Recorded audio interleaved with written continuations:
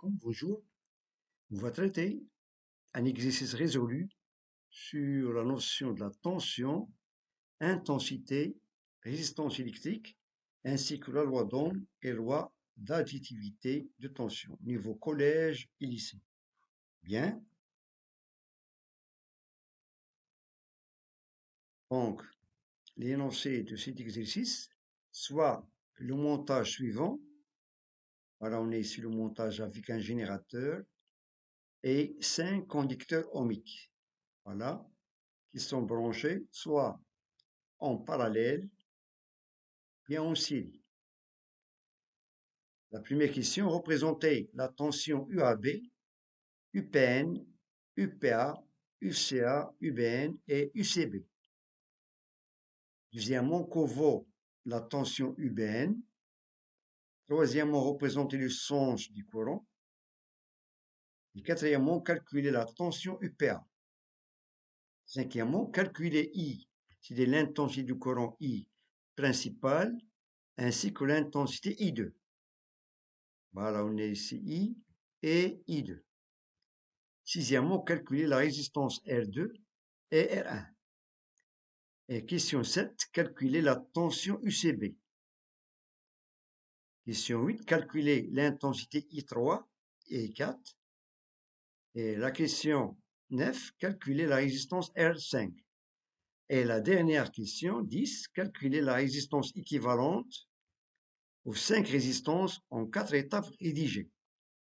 Les données de cet exercice, on a la tension au banc du générateur UPN est de 12 volts, UAB 8 volts, UAC 6 volts, la résistance R3 est 1200 ohms, la résistance R4 est 1200 ohms, de même, et l'intensité I1 est de 5 milliampères.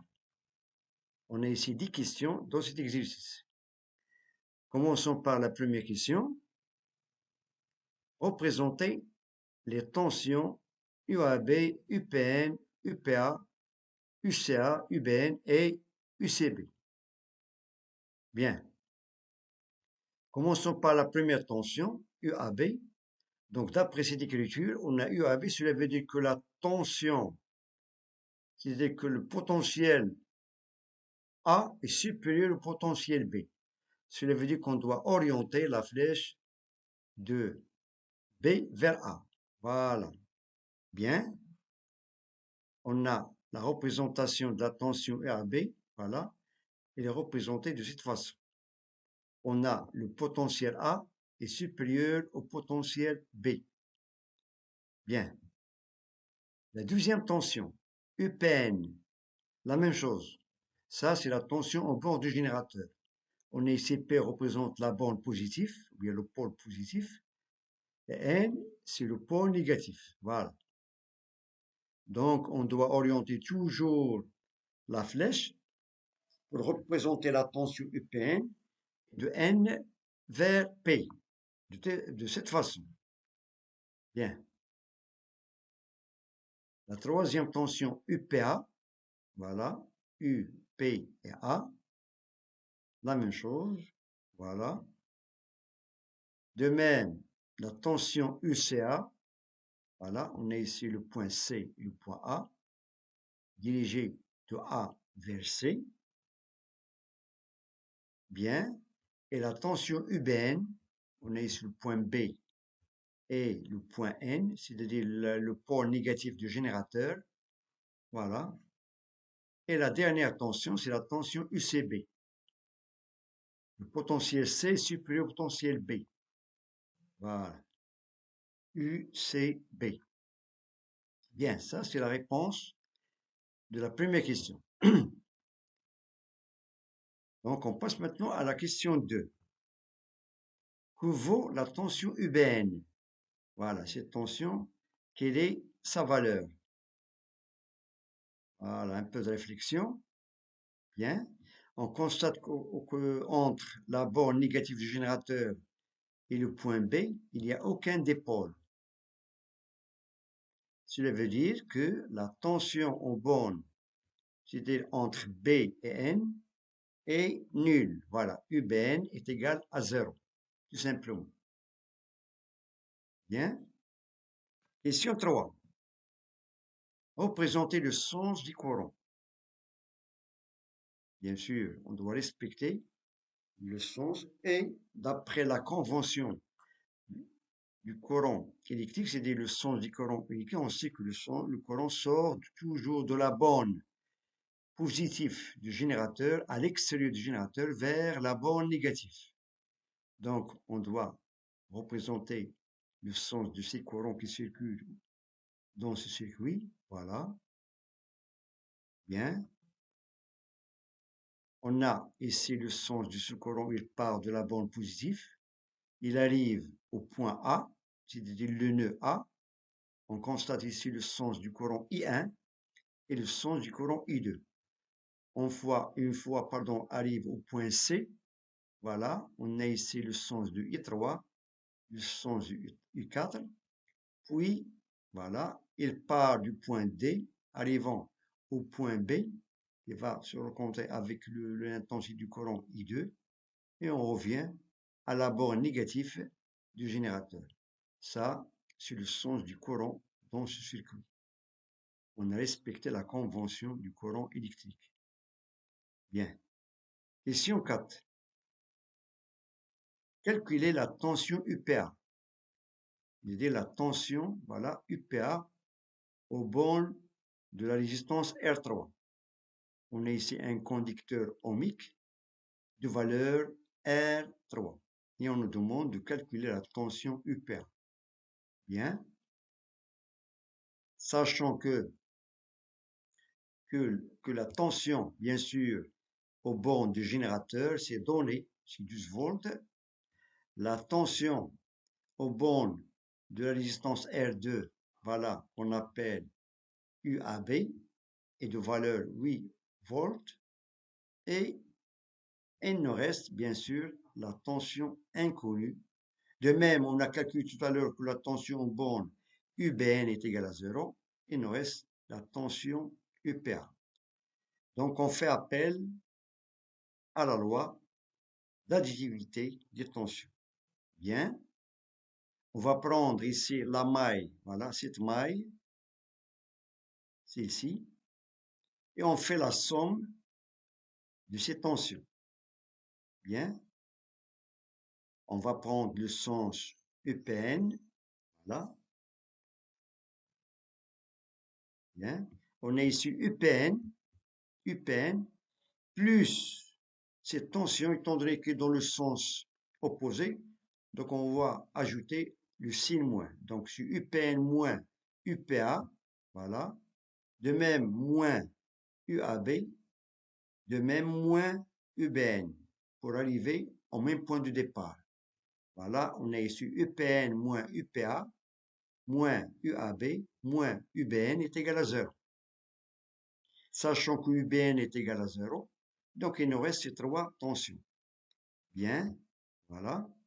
On a UPN moins UAB est égal à UPA. Donc on fait passer cette tension dans le deuxième membre. Voilà, et on doit changer le signe. On aura ici plus UPA. Application numérique. On a UPA est égal à, sachant que UPN d'après l'énoncé c'est 12 volts, UAB est égal à 8 volts. On a UPA est égal à 12 moins 8. Ça fait tout simplement UPA est égal à 4 volts.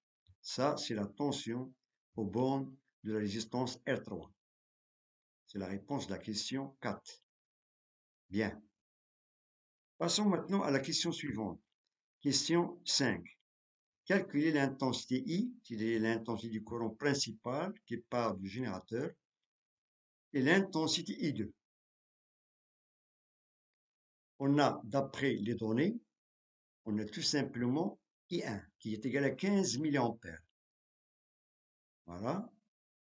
Et on a ici deux inconnus. On a I et I2. On va commencer par calculer l'intensité du courant I. Voilà.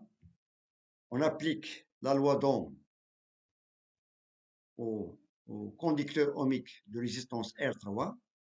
Voilà. On a UPA, on a UPA est égal à R3 fois I. UPA est égal à R3 fois I. D'où on tire I, et on aura I est égal à UPA sur R3. Application numérique. Voilà. On a I est égal à UPA, c'est déjà calculé, c'est 4 volts. Et R3, c'est donné, c'est 200 ohms. On a 4 sur 200.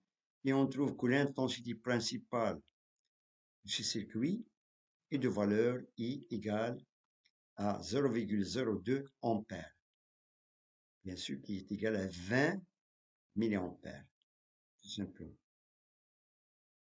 Donc, pour calculer l'intensité I2, voilà, étant donné qu'on a maintenant I, c'est connu, et on a d'après l'énoncé I1, c'est connu de même, qui est égal à 15 milliampères, il suffit tout simplement d'appliquer la loi des nœuds. Donc, on applique la loi du nœud au nœud A, voilà, et on trouve que I est égal à I1 plus I2. D'après la loi du nœud, dit que au nœud, on a la somme des intensités entrantes est égale à la somme des intensités sortantes. Donc on a I, c'est la seule intensité qui entre au nœud, et les deux intensités qui sortent, c'est I1 plus I2. Et on tire I2, on a I2 est égal à I moins I1. On applique, application numérique, comme d'habitude, on a I2 est égal à 0,02, c'est-à-dire l'intensité principale I, moins 0,015, c'est-à-dire l'intensité I1, c'est-à-dire qui est égal à 15 milliampères. Et on trouve que l'intensité I2 est de valeur, voilà, de 0,005 ampères, qui est égal à 5 milliampères. Ça, c'est l'intensité I2 qui circule dans la résistance R2. Bien, question suivante. On passe maintenant à la question 6. Calculer la résistance R2 puis la résistance R1. Bien, on peut calculer R1 puis R2. Même chose. Bien, commençons par la résistance R1. Voilà. Donc la résistance R1, donc il est parcouru par un courant d'intensité I1. Voilà. On a déjà calculé, il est déjà, pardon, dans l'énoncé. Et on a la tension UCA de même, il est donné, qui égale à 6 volts. Donc il suffit d'appliquer ici la loi d'Ohm. On sait que UAC est égal à R1 fois I1. D'où on tire la résistance R1. R1 est égal à la tension UAC sur l'intensité I1. Et on fait l'application numérique. Pour remplacer ces données, on a R1 est égal à 6. Donc d'après l'énoncé, on a la tension UAC de valeur 6 volts et l'intensité I de valeur 15 milliampères. Donc on doit toujours respecter les unités. On doit convertir milliampères en ampères. Et on aura 0,015. Et on trouve que la résistance de ce conducteur ohmique entre A et C est de valeur, voilà, est de valeur 400 ohms. Ça, c'est la valeur de la résistance R1. De même, on calcule la résistance R2. Voilà. La résistance R2 est entre A et B. Voilà, résistance. Et on a UAB, c'est déjà donné. Bien. Et on a une intensité I2, c'est déjà calculé, c'est 5 milliampères. La même chose, pour calculer cette résistance, on fait appel toujours à la loi d'Ohm. On a UAB est égal à R2 fois I2. R2 fois l'intensité du courant qui parcourt. D'où on tire R2. Donc R2 est égal à UAB sur I2. C'est la même chose. Et on fait l'application numérique. On applique, voilà, on remplace chaque valeur. On a ici la tension UAB de valeur 8 volts et l'intensité I2, pardon, est de valeur 5 milliampères, c'est 0,005. Et on trouve que la résistance R2 est de valeur, voilà, 1600 ohms. 1600 ohms. Bien. Question suivante. Question 7. Calculer la tension UCB. Calculer la tension UCB. On a la tension UCA, c'est connu. Voilà. La tension UAB, de même, il est connu, il est donné. Il nous reste maintenant la seule inconnue dans cette maille et la tension UCB. La même chose, on applique la loi d'additivité de tension à cette maille. Voilà.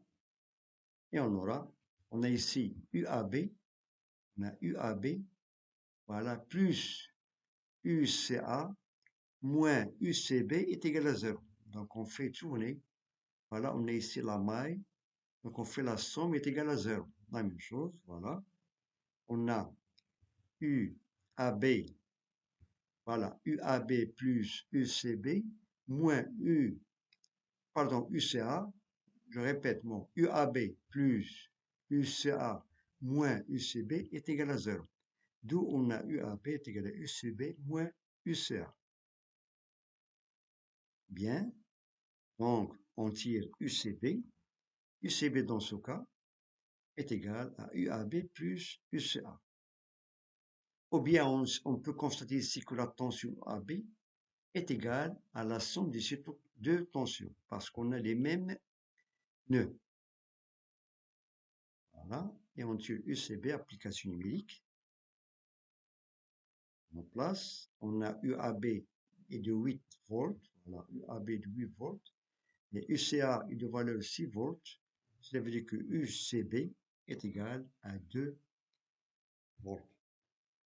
Question 8. Calculer l'intensité I3 et l'intensité I4.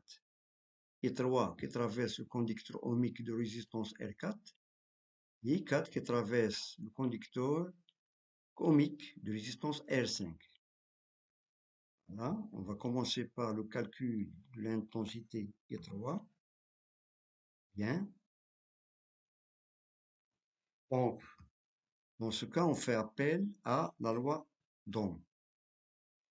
On applique la loi d'Ohm à ce conducteur ohmique R4, d'où on a UCB,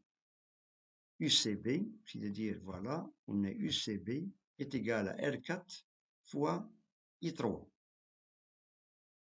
D'où on a I3, on tire I3, on a I3 est égal à la tension sur la résistance R4, et on applique numériquement, voilà, on a I3 est égal à 2 sur 200. D'où on trouve que I3 est égal à 0,01. On a 2, c'est déjà calculé, UCB, sur la résistance R4 qui est donnée dans l'énoncé. Voilà, R4 est égal à 200 ohms. Et on a trouvé que l'intensité qui parcourt ce conducteur ohmique est de valeur 10 mA, c'est-à-dire 0,01 ampère.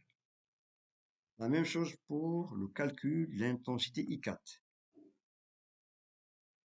Bien. On a I4, on est ici dans ce cas, ce I1 c'est connu, voilà, c'est donné d'après l'énoncé, c'est 15 mA.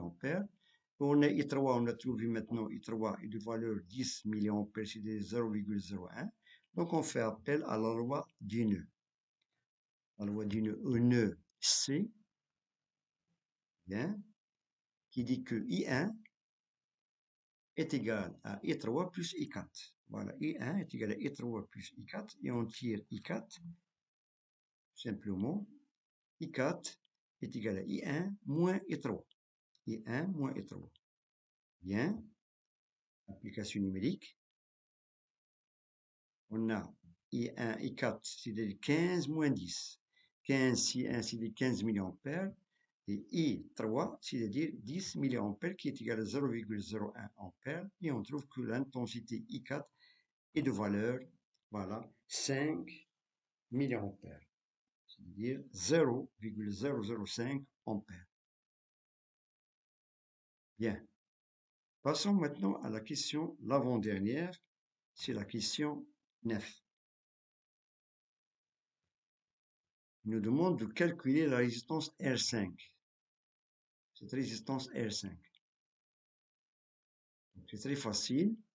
On a déjà calculer l'intensité I4 et la tension UCB, c'est donné, voilà, qu'on a trouvé tout à l'heure. UCB est égal à 2 volts.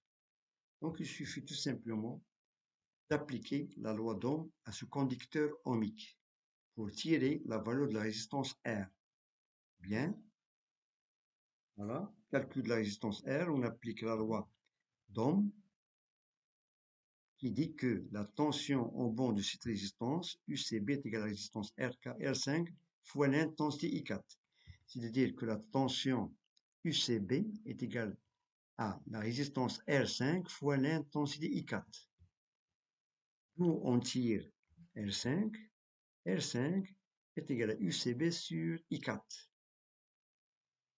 Et on passe à l'application numérique, on remplace, et on trouve que R5 est égal à 2 sur 0,005. On a I4, pardon, c'est de valeur 5 mA, c'est-à-dire 0,005 ampères, et la valeur de la tension UCB, qu'on a déjà calculée, est de valeur 2 volts. Donc 2 sur 0,005, on trouve que la résistance R est de valeur 400 ohms. 400 ohms. Il nous reste maintenant la dernière question, question 10. C'est-à-dire calculer la résistance équivalente R équivalent aux 5 résistances en 4 étapes dirigées. On a ici un circuit qui est composé de l'association en dérivation et de l'association en même temps en série.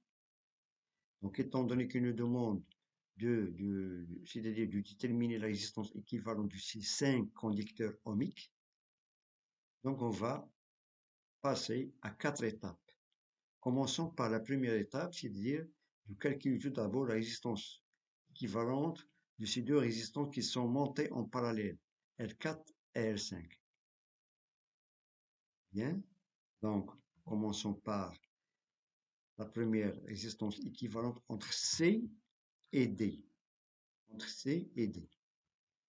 Donc, étant donné que ces deux résistances sont branchées en dérivation ou bien en parallèle, donc on peut noter la résistance équivalente R', d'où on aura 1 sur R' est égal à 1 sur R4 plus 1 sur R5. Donc, au même dénominateur commun, donc on fait R5 fois 1 plus R4 fois 1 sur R5 fois R4. Et on va faire l'inverse et on trouve que R' est égal à R4 fois R5 sur la somme de ces deux résistances. Et on remplace chaque grandeur par sa valeur numérique, application numérique. On a R' est égal à 200, c'est R4 est égal à 200 ohms. R5 de même est égal à 400 ohms. Et on fait 200 fois 400 sur la somme de ces deux résistances et on trouve que la résistance R', c'est-à-dire la résistance équivalente entre C et D, est de valeur, voilà, est de valeur 133,33 ohms. C'est la résistance R' entre les points C et D. Dans ce cas, cette résistance R' équivalente, elle est en série avec la résistance R1. On passe à la deuxième étape. Bien, voilà, calcul maintenant entre A et D. Entre A et D, on a deux résistances qui sont montées en série. La résistance R1 et la résistance qui est déjà calculée R', qui sont en série. Il suffit de faire, pour trouver la résistance équivalente, il suffit de faire la somme. Donc on peut noter cette résistance équivalente entre A et D avec le symbole R seconde. Donc on aura R seconde est égal à R' plus R1. R' plus R1. Voilà. Et on passe à l'application numérique. On a AN, application numérique, qui dit R' qu'on a trouvé tout à l'heure est de 133,33 et R1 est de valeur 400 ohms. D'où on a R seconde est de valeur 533,33 ohms. Ça, c'est la résistance équivalente de ces trois conducteurs ohmiques entre A et et D, entre A et D. Cette résistance R seconde est en parallèle avec la résistance R2. La même chose, on va calculer la résistance équivalente, la troisième étape, entre R seconde et R2. Bien. Voilà. Toujours entre A et B, on a ici R seconde et R2 sont en dérivation. Donc, on peut noter la résistance équivalente dans ce troisième cas. On peut la noter à R tiers. Voilà. Cela veut dire que 1 sur R tiers est égal à 1 sur R seconde plus 1 sur R2. D'où on a R tiers, voilà, qui est égal à R seconde fois R2 sur R2, R seconde plus R2. Et application numérique, voilà, on remplace, on a R seconde qu'on a déjà calculé, c'est du 533,33 ohms, fois la résistance R2 qui est déjà calculée précédemment, c'est 1600 ohms sur la somme. Et on trouve que cette résistance équivalente entre A et B, si ces quatre résistances, est de valeur, voilà, est de valeur 400 ohms. Voilà, 400 ohms, ça c'est la résistance de ces quatre résistances qui sont montées en même temps en dérivation, en série, en dérivation. Et finalement, la quatrième étape, on a trouvé R tiers de 400 ohms qui est en série avec la résistance R3. Et on va terminer pour déterminer la résistance équivalente totale de ce circuit. Bien. Voilà. Donc, d'après la première étape, on a trouvé R', c'est-à-dire la résistance équivalente entre R4 et R5. Deuxième étape, c'est-à-dire R' avec R1, on a trouvé 533,33. Et R seconde avec R tiers qui est en parallèle, on a trouvé 400 ohms. Il reste tout simplement que cette résistance R qui est égale à 400 ohms est en série avec R3. Pour trouver la résistance équivalente totale de ces 5 conducteurs ohmiques, on peut l'appeler de même ces 5 résistors. Voilà. Bien. On a R équivalente est égal à R3 plus R tiers. Et on remplace. On a la résistance équivalente est égale à 200 plus 400. R3, c'est donné, c'est 200 ohms. Et R tiers est égal à 400 ohms. Et on trouve que la résistance équivalente totale de ce circuit est de valeur 600 ohms. Bien. Donc, je vous remercie de votre attention. Bon courage et à très bientôt.